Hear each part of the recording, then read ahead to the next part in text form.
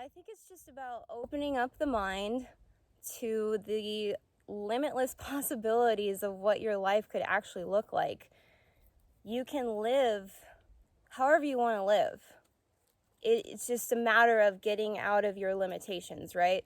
So, I've gotten a few questions about how I started off grid living. And to be honest, when I first started doing this, like about 5 years ago, it was totally involuntary. I basically had to get out of a trailer that was full of black mold and pack up everything and go out into the forest and try to, make sense of my life. It was really just like my mindset, because what the universe had done was compiled a bunch of crap in my life that was no longer working and just like handed it over and was like, you know what, this is a gift. You can go out and start over and simplify and refresh yourself and get totally connected with who you are and actually live free. And I was like, no way. If that's possible, then I want to find a way. So over time, I just got really passionate about it. I'm just going to do this. I'm going to do it the way I want to do it. And I mean, fast forward and here we are. I'm still doing this type of lifestyle, but it's totally voluntary. I can, I work for myself. I can basically do and go where I want, but I choose to continue to, try to detach as much as possible from, the grid. But anyway, I wanted to define what I mean as off-grid. For the sake of this video, what I mean as far as what I'm doing is just basically no longer relying on public utilities and those services like, water and electricity and power and, all that stuff. I wanted to go off-grid even when I didn't have to, as a means to like build my character. We still have this wonderful outlet. We still have access and, the keys to this gateway, a world that is in order still. It's the natural order and it's the way of life that we should be aligned with.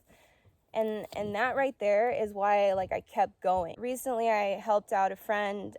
He was building an earth ship, and that's definitely something that I am so keen on.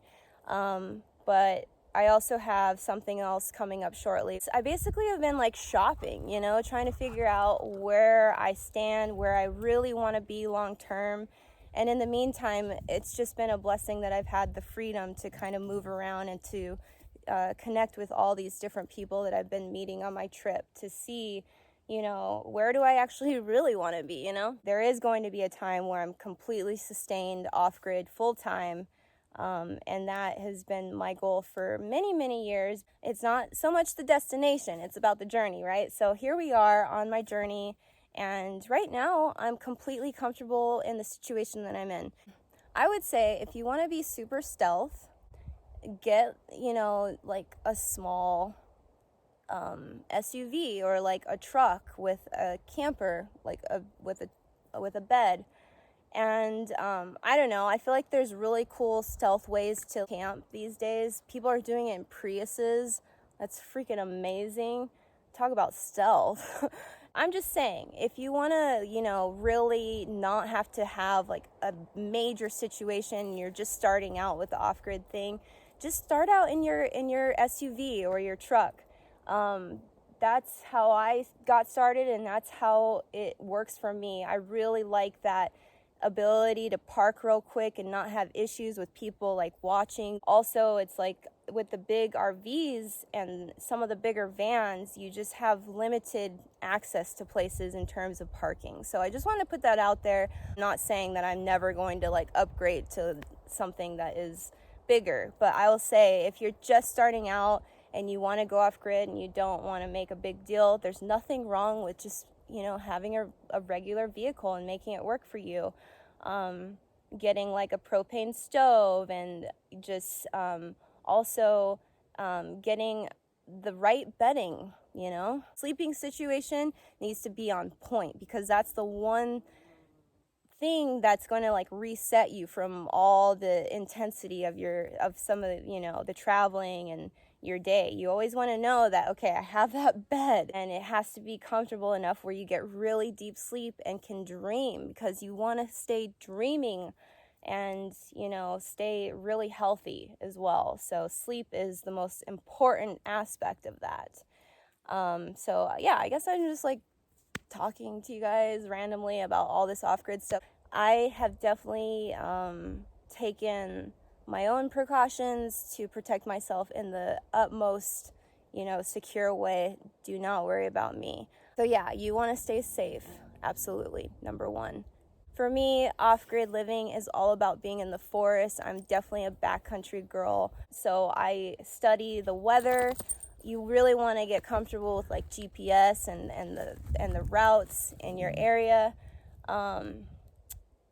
All the coordinates, you kind of want to get dialed in, knowing the animals in the area, knowing always having like an exit. Yeah, all of this stuff is really good. This has just been my jam for a while, and it's definitely just helping my soul and my overall well-being, and that's why I wanted to share that with you all today. And it's about shifting our mindset. It's something that is an outlet for all of us if we need it. And like I wanted to mention that it's completely legal. I like to follow the national forest laws. There is a fine line to walk as well, but if you do it, you can have a lot of freedom and a lot of time to actually explore what you really want to explore in this lifetime. No fear, no panic. Just start to gather resources. Just start to gather, ideas. And so where there's a will, there's a way. And that's my message for you today. I'm sending you all so much love. You all take care. Until my next one. Peace.